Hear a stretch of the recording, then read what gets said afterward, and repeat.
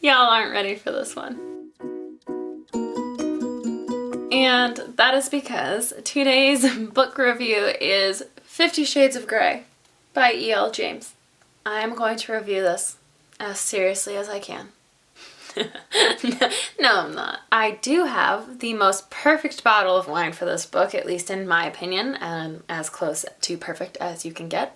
And it is a bottle of Red Diamond. It is a Merlot, and I picked this for two reasons. One, because this gives off some pretty strong red room vibes, and two, because it's actually made in Washington, which is where our novel takes place. So this bottle was $9.99, and we're gonna demolish it. I am going to give this wine a 3.75 out of 5. It's pretty good. It does have some fairly strong cherry notes to it, which I don't always love. Sometimes I love, a lot of times I love, but not always. But it was really good price, and all wine is fine. Our book starts off with our main character, Anastasia Steele, which is quite a name. You can call her Anna. And she is a literature student at Washington State University. And she just so happens to want to be in publishing and goes to interview this famous entrepreneur, Christian Grey. Now just a little bit about Anna.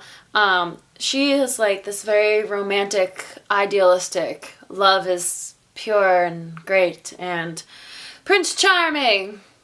That's Anna. Keep that in mind. She shows up to her interview with Christian Grey. And the first thing she notices is that this man is drop dead gorgeous. Like hunk of all hunks. Drop dead gorgeous. Gorgeously handsome. So he's hot.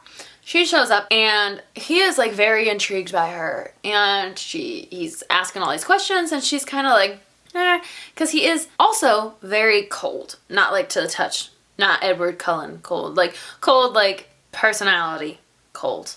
You know? Like if he were a breakfast food, he wouldn't be a nice steaming plate of Belgian waffles with hot maple syrup. He'd be like a yogurt parfait. He's cold. And this interview is such like a big success because the wealthy billionaire entrepreneur is also very reclusive and is not open. And now he's showing interest in Anna and is asking all these questions and like trying to get to know her. So she's a little like, but she's not going to question because he's gorgeous. So anyway, so they're like getting to know each other a little bit. And this is where Anna starts to see some of Christian Grey's somewhat controlling and domineering personality traits.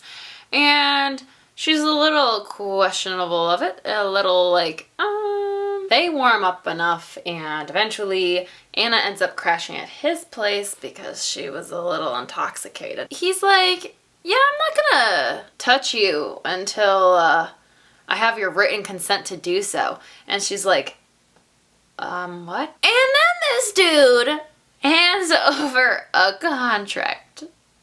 You heard right, a contract for sex.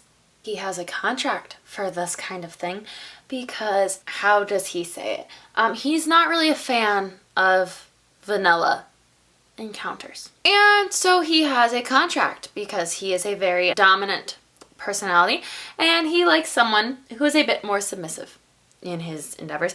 And so much so that he has a contract that outlines obedience and hard limits and some other things that are all weird.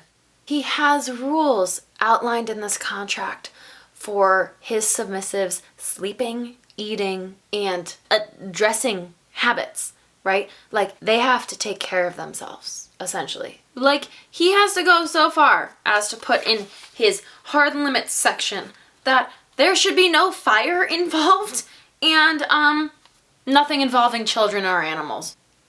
You really had to write those down? You really had to write those down? So this contract, rightfully so, freaks Anna out a little bit because, one, it's weird, two, it's weird, and, oh yeah, three, she's never had sex before. So this throws a bit of a wrench in Christian's plans, right? Because he knows it's not quite not normal, but not quite the normal. And so now he has decided the only way to get Anna to that level of signing the contract is to give her the vanilla experience. Afterwards, Anna is like, wow, oh my god, that was great.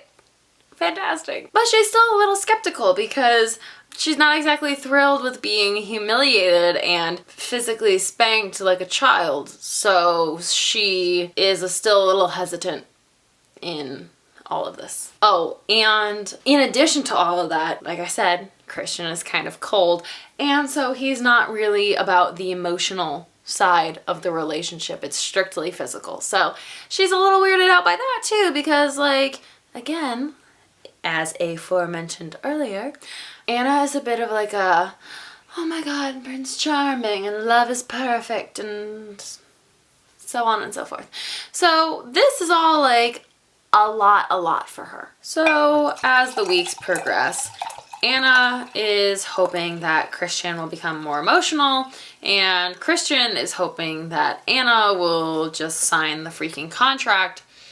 But he's growing feelings for her, and she is, I guess, becoming more okay with his kinks.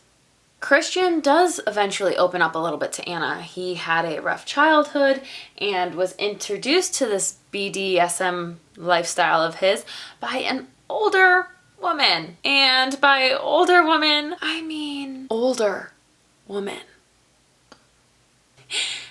And to make matters worse, Christian still talks to this older woman, which anyone in a relationship can attest to this.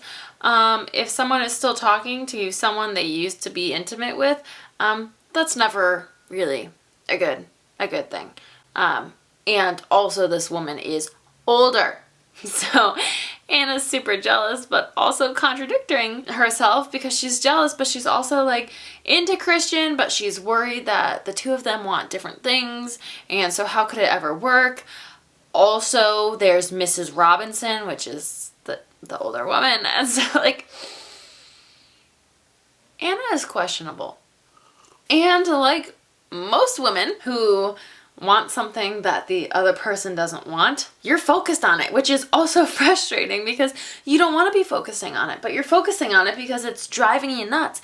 And Anna has all these other things, like she just graduated college and she's starting an internship at a publishing house, but her mind is still focused on freaking Christian Grey. And so a lot happens, really a lot happens, but mainly it's all sex and some other things. But towards the end, Anna tells Christian to just do your worst because she wants to know what his absolute worst is to know if she can handle a relationship with him. And so really I think he just gives her an aggressive spanking and she freaks out and is like, I can't do this. I love you. And he's like, you can't say that. And she's like, but I do. Also, I don't understand why you need to hurt me to. And so it ends with them breaking up because Anna wants more, but also not more. She wants more of the right things and less of the other things, and Christian can't give her what she wants. So, wow, this was a really short review. So, enjoy this montage of me drinking.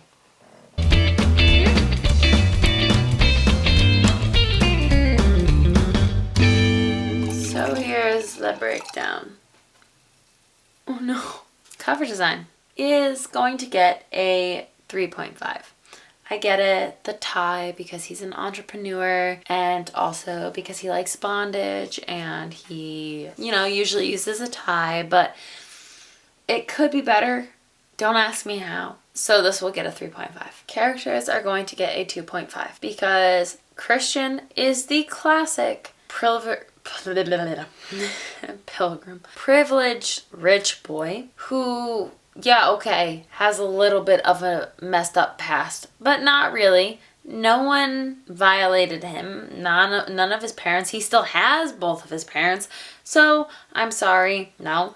And Anna's cool, but like either you're about your independence or you're not. There's really not a middle ground.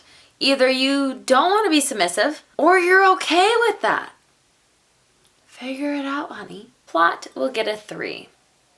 I am totally here for this kind of novel. I like the plot. I guess I don't like the middle execution of it. You know, like the beginning part, like the college students trying to get ahead in life meets a rich entrepreneur who is already there, can help her, but here's a plot twist. He's kinky. I'm okay with that. It's like the middle ground where like she doesn't really have a personality and all of that. Like that's what gets me. So it's a 3. The ending will get a 4. It's a 4 because I love that Anna is like, Christian, you don't want more than I don't want any more of you. Bye. But it's also a 4 because if you read the next one, she goes back. The book drop is going to get a 1.5. I know that sounds harsh, but it's because I don't really know where the book drop is. I guess it could be when you find out that Christian is a dominant, or when you find out that he has a past with Mrs. Robinson, or when Anna leaves. I don't really know what the book drop is, and that I think is why I'm giving it such a low score, because I honestly can't find it. Which gives 50 Shades of Grey a 2.9, which is not what I think I rated it on Goodreads, because it's a fun read, but it is not necessarily a good read in terms of books in general. It was fun to read. I read it really fast. I read the whole series really fast because it's one of those like pleasure reads, which is really weird to say in context of the novel, but we're gonna ignore that. It's just, it's fun, but it's not necessarily good. That's the end of this book review. Thank you all for subscribing. If you haven't, do it. Otherwise, I will see you next time. Thanks for watching my review of 50 Shades of Grey, and I'll see you next Friday.